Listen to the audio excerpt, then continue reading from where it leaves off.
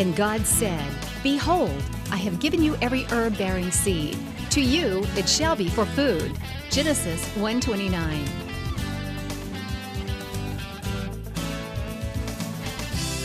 Man did eat angels' food. He sent them meat to the full. Psalm 78:25. Everyday Manna with Lisa. Hi everybody, and welcome to Everyday Manna. On today's program, we're going to be making a pork tenderloin with a cranberry orange glaze. We're going to make baby red potatoes with a bacon oniony vinaigrette dressing on them. Then we're going to be making roasted asparagus with shaved Parmesan cheese, and then we're going to make a cheesy chive buttered French bread. It's going to be delicious, but we're going to get started. Got our oven preheated to 400 degrees. I have two beautiful pork tenderloins here. You know, most of the time when you buy a package of pork tenderloin in the store, it has two of the loins in it. So that's what this is. This particular one did not have the little thick silver skin that sometimes comes on pork tenderloin, so I didn't have to trim that off. All I'm going to do, I've got a skillet here, and I'm going to preheat it to medium-high heat. I'm going to brown the pork, and then I'm going to put it in the oven and let it finish roasting. But we want to just salt and pepper our pork. Let's do one side with just regular kosher salt and pepper. I had an email the other day, and the lady asked me, she said, what is the difference between kosher salt, which is what I use most all of the time, and sea salts? And I want to address that with you real quick because that's a very good question. This is kosher salt, and I'll get some. You see how, if they'll zoom in here for me, you see how thick and coarse the individual little grains are on kosher salt? That is salt that is mined just like regular table salt that is mined in the salt mines across this country and the world. But the kosher salt does not have any added iodine, any flavors, nothing added to it. It's just the kosher salt, just regular salt. Table salt that you do out of a shaker has added chemicals and iodine and different things to it. So kosher salt is mined from the earth. Sea salt is actually gathered from seas, oceans, lake beds across the globe. One of my favorite little sea salts is gray salt that you get. It's kind of a gourmet-ish type salt, and you can get it now in your regular grocery stores. I saw it in mine the other day, and it's just a wonderful flavoring as a finishing salt type thing, like maybe sprinkled over top of a salad or sprinkled on top of your meal. It would not be used as a cooking salt. It's more as a finishing salt. But for a good general all-purpose salt, I use kosher all the time. So we've got our skillet preheated. We want to put a couple of tablespoons of just extra virgin olive oil, which is my cooking oil of choice. I use it a lot because it has a relatively high cooking temperature, but it's heart healthy. And so you can get your fats and it be heart healthy too. I'm going to put seasoned side down in the pan so that I can get the other side. All I'm going to do here, I'm going to turn that up just a little bit. All I'm going to do is just kind of brown the beautiful pork tenderloins in the skillet, and then I'm going to put them in the oven. I'm going to be bringing my water here from my potatoes to a boil, so I'm just going to kind of turn that on and get a head start on that. And we're going to just brown this. Now, pork tenderloin is so lean, and it's just, you know, very, very little fat. It's an excellent source of protein in your diet without all the added extra fat that sometimes a lot of your pork chops and things, although I love pork chops and bacon and using bacon today. But if you're trying to watch your fat intake, a pork tenderloin is a wonderful, wonderful meat to cook. These little tenderloins will cook up in about 25 minutes, from raw to done, about 25 minutes, because you do not, the days of cooking your pork to where it's just cooked to death is over. Those days are long gone because they've bred the pork now to where it doesn't have the trichinosis in it. So you can go with a medium well which is about how I like it, instead of really dry. A lot of people shy away from pork because they think it has to be cooked to death to the point that it's dry and chewy and no good. And you do not have to do that. You can leave your pork. I leave mine medium to medium well, and it's perfectly healthy to eat that way. Now, I've got some potatoes here. We'll let that brown for just a minute. We've got my favorite little potato. I'm using my favorite things today. My little favorite potato are these little red potatoes. I have scrubbed these. I'm going to leave them whole unless they're big like this one, and then I'm going to cut that one in half. If I've got any little pieces on there, we can just trim those off. These are my potato of choice. I love the little red baby potatoes. Let me get a better knife here. The little ones, I think well, maybe I'll cut them in half so they'll be prettier on the serving tray. We're just going to cut these in half. We're going to just simply drop them in some water. We're going to bring them to a boil, and we're going to cook these for, about, I would say, 10 minutes or so, 15 maybe, until they're tender. This one's a big guy. I'm going to quarter him into 4 pieces. You want a couple of pounds. I've got a big bag here, so I don't need all these potatoes. You want a couple of pounds of potatoes to serve, 4 to 6 people. Unless you're like me, and when I'm home, when I'm cooking potatoes, I love raw potatoes, and I end up eating half of them before they ever even get cooked, so always buy more for me. My mother, when I was a little girl, she got me hooked on raw potatoes just with salt. And the other evening, it was so funny because I hadn't done it in a long time, and I wasn't really feeling all that well at home, and it was late, and my stomach was kind of upset, and I just peeled me a raw potato and put some salt on it and ate it. Love them. I don't know if you've ever tried that or not. Most people haven't, but I do like them. But these are just little red potatoes. They're waxier, they hold their shape, and they're delicious. I love them. They're my favorite little potato. And I think that's probably, well, let's do one more. About enough. I bought a 5-pound bag, and I don't need all those. I'm just going to do about 2 pounds of them. Put the lid on, bring it to a boil, and then we're going to take the lid off of the potatoes. Let's get those out of our way here. Turn our pork. You can see it sizzling away. Let's check it and see if let's give it just a minute more. Just going to brown it, then I'm going to transfer it to the oven. While we're waiting on our pork, let's get our bacon. I've got about 6 slices of bacon because I'm going to need to cook it, so I'm going to cook it in that skillet after I take the tenderloin out. I'm using this over the potatoes. Now, you could, if you wanted to, cook the bacon, in whole slices and then crumble it up, but I honestly find it easier just to do this before you cook it. Just slice it into little pieces, just separate it with your fingers, and then it just cooks up and it's done, and you don't have to hold that hot bacon and try to crumble it. So I always just, if I'm doing this kind of thing in a sauce, I just chop my bacon beforehand. And I'll tell you a good little hint, if you find your favorite bacon on sale, if you go ahead and separate it, if you do a lot of this, which I do, if you find it on sale, separate it into like slices, 4 to 6 slices, go ahead and dice it and freeze it, and then when you're done, when you're ready for it, just pull it out of the freezer and cook it straight from the frozen state, and it's perfectly good that way. Let's turn our pork. Look how beautiful and brown that is. I'm just going to let this brown up. I'm going to take a quick break, and when I come back, we're going to get the pork in the oven and start on our sauce for the pork tenderloin. I'll be right back with you in just a minute.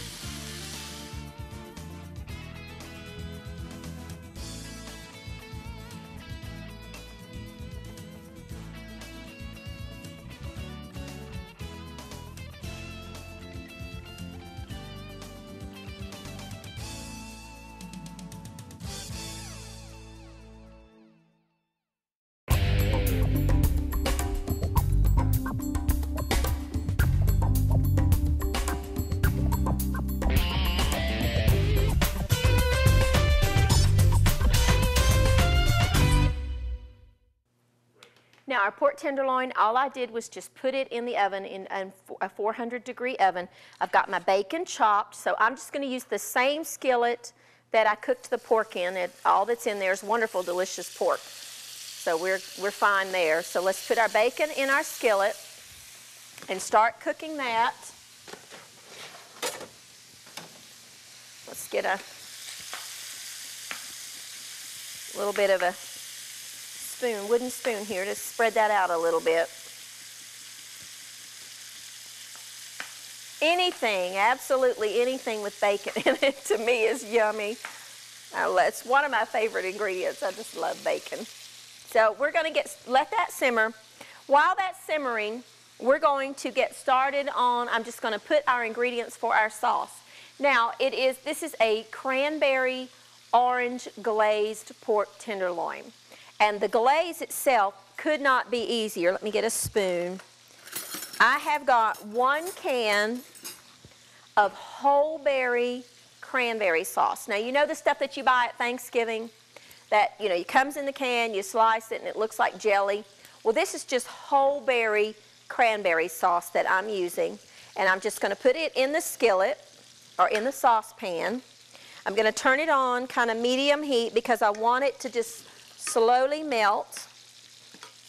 And you can see the whole berries in there.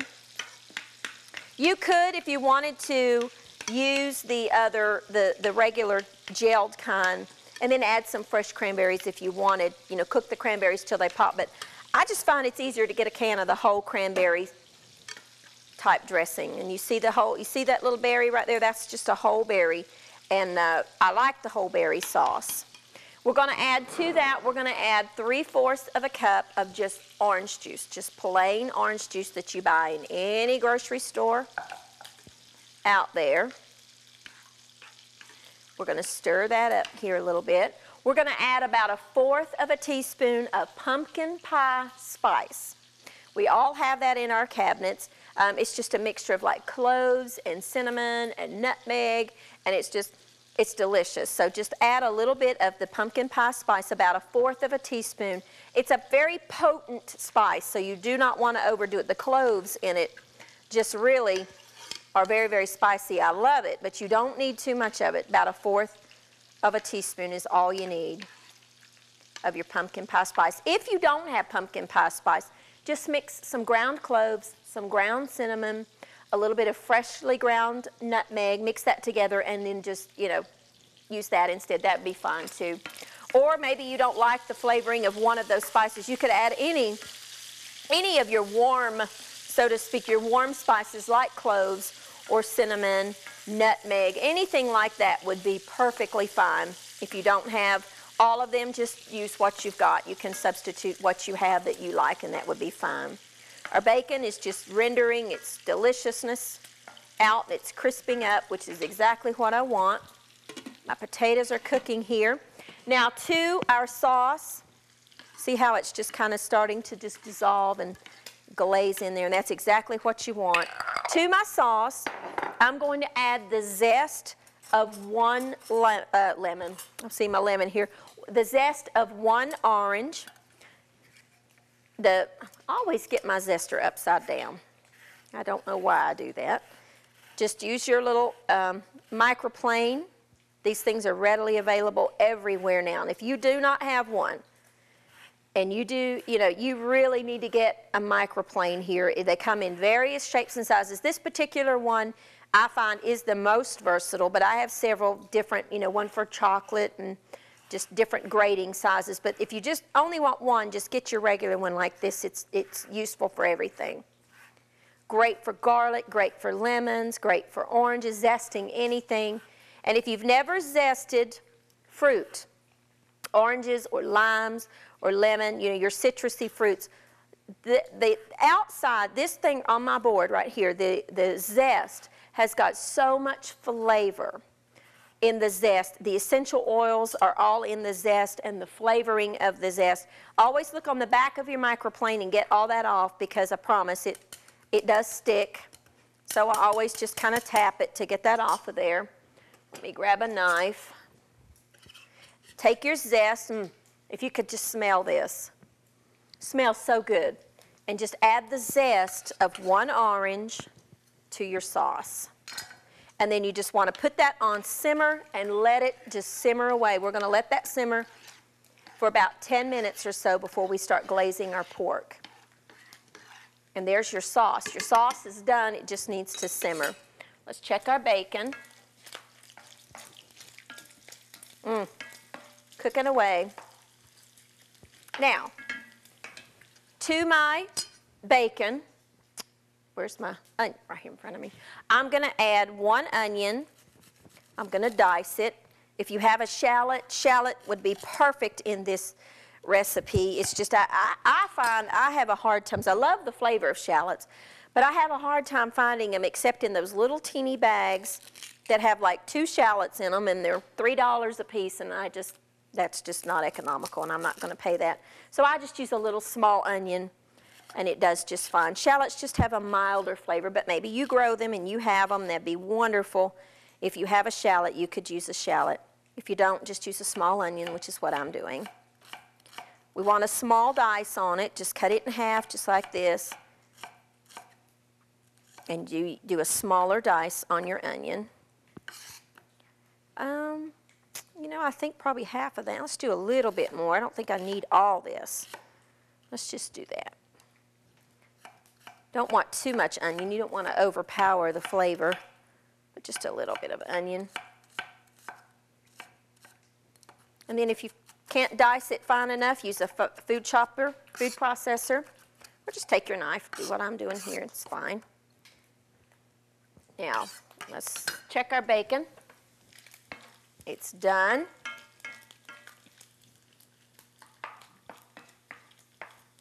We're going to take that out. I need to get a bowl here.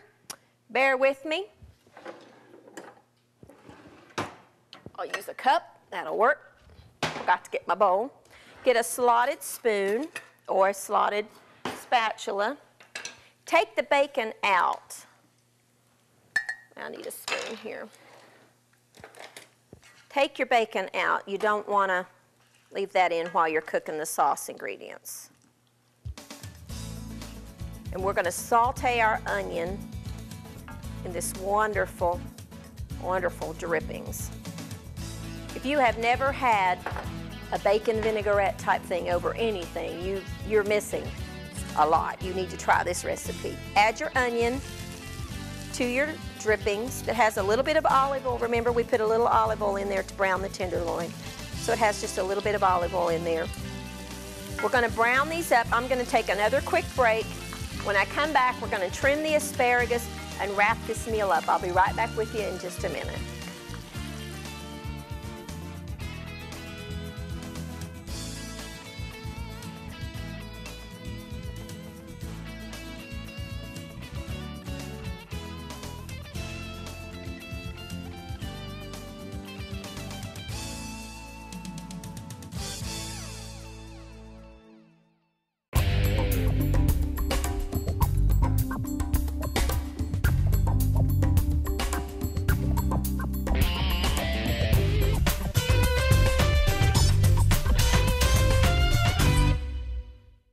And welcome back. Now to our dressing that we're going to make for our potatoes. I've got 1 onion simmering in the bacon drippings. I'm going to zest a lemon. Again, I'm using the zest because that's where so much of the flavor is. This time I'm using a lemon. Just brightens up the food. It's delicious. Let's add the lemon to our onions that are softening up. Then we're going to take a juicer, if I can find my juicer, here it is, and we're going to add the juice of the lemon. Add the juice. Lemon juice is just delicious in any kind of dressing. All right, stir that up. I'm going to add to that, because I need just a touch more, I'm going to add a couple of more tablespoons of olive oil, because this is really kind of where you want this more as a dressing. And remember, these potatoes are going to soak that up when they hit there. So let's get that out. I've got some chives. I'm going to add just about, I don't know, 3-4 tablespoons of chives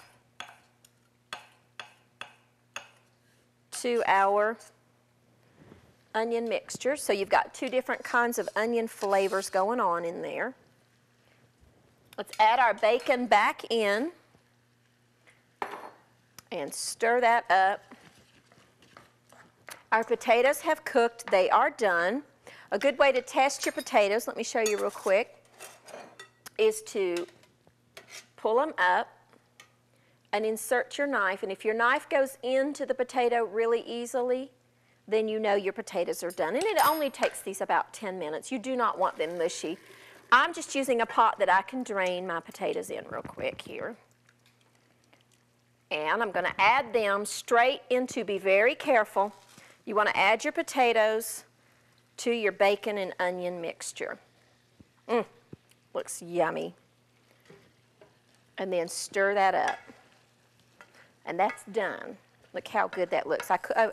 Actually, these cooked up a little bit more than what I like them to be. I probably should have taken them off the heat just a minute earlier.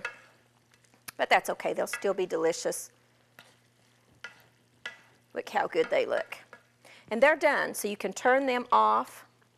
We're going to get started on our asparagus. I've got just a baking sheet that I have lined with aluminum foil. I've got some beautiful fresh asparagus here that I've already rinsed. They tell you to hold it and snap it, but to me, it's just easier to line them up, the bottoms all together, and then just cut about couple of inches off, because that really is woody and tough, and you can't, you really can't eat that. This is a huge bunch of asparagus, so we're going to just trim up. Oops, there's one that kind of got up there from me. Just trim off a couple of inches, 1 inch to 2 inches off the bottom. Lay them out in a single line on your baking sheet. If you have never tried fresh asparagus, you need to try fresh asparagus. And I believe that's about all my pan is going to hold. I don't save the ends because I find they're tough and they're woody, and I don't like them. But if you want to save them and use them in soups, puree them, if you like them, then you can do that. That one didn't get trimmed, did he? You want them all about the same length, and we're going to just get them out as evenly as you can in a single layer. The easiest side dish in the world. Trim your asparagus, coat it with some olive oil, extra virgin olive oil, couple, 3 tablespoons, a little bit of salt, a little bit of pepper, fresh ground pepper. In the oven it goes 450 degrees. These are medium spears. They're going to take about, 6 or 7 minutes is all they're going to take. And they will be absolutely delicious. And then we're going to cover them with some shaved Parmesan cheese. So let's get these in the oven. Okay, now we've got a loaf of just Italian bread that you can buy in your bakery department of your grocery store. I'm going to just cut it in half and put it on my lined baking sheet. The reason I'm lining the baking sheet is because I'm going to be adding cheese to it. And the cheese will melt on your pan. I promise you, cleanup is much easier if you do it this way. We're going to just take a little bit of butter, and we're going to just slather the butter on either side, both sides of the bread. We're just going to add some cheddar cheese to that. You don't have to, it's going to melt out, so you just get some, on different places of the bread. You could also, if you wanted to melt the butter, you could melt the butter first and then add your chives to it, but I'm just going to spread it on the bread and add my chives over top. To tie in the flavors of the meal together, because you want to do that, we're going to take some chives, which are just a mild oniony flavor. Chop them really fine.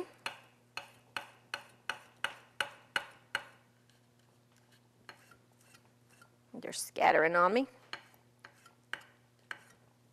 You can get garlic flavored chives too if you can find those. Those are yummy. Add just a little bit of chive to the bread. Just a little bit. You don't want much. Then take some cheddar cheese. I'm using sharp cheddar. Use whatever kind of cheese you like. Add to your bread. Yum. You could use feta cheese. You could use Parmesan cheese. You could use goat cheese. You could use mozzarella provolone, whatever kind of cheese that you like. And just add it on there. Put it in a 400-degree oven, 400, 450, whatever you've got in the oven temperature-wise will work. We're going to put this in there for just about a minute till the cheese melts, then we're going to serve. All right, now our pork is done, and we've let it rest for just a minute, so let's slice into our beautiful pork tenderloins. This cooked for a total of about 25 minutes in the oven at 400 degrees. And see how beautiful, look at that. See how beautiful that is. That is done, it's juicy, it's tender, which is exactly what you want. You do not want dried up, tough to chew pork. Please don't overcook your pork. Now, let's get this on our plate. Well, sorry about that. Going to add in we're going to serve this kind of family style today.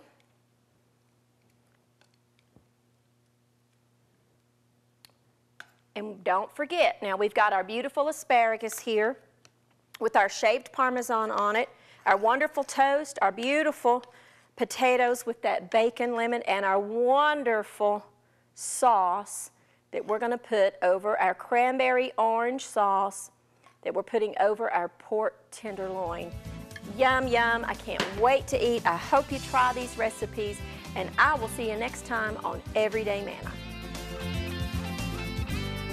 Thank you for watching Everyday Manna with Lisa. This program is made possible by viewers like you. Your support is continually needed to keep Christian programming on the air. Please send your best financial gift to Living Faith Television in care of Everyday Manna, P.O. Box 1867, Abingdon, Virginia 24212.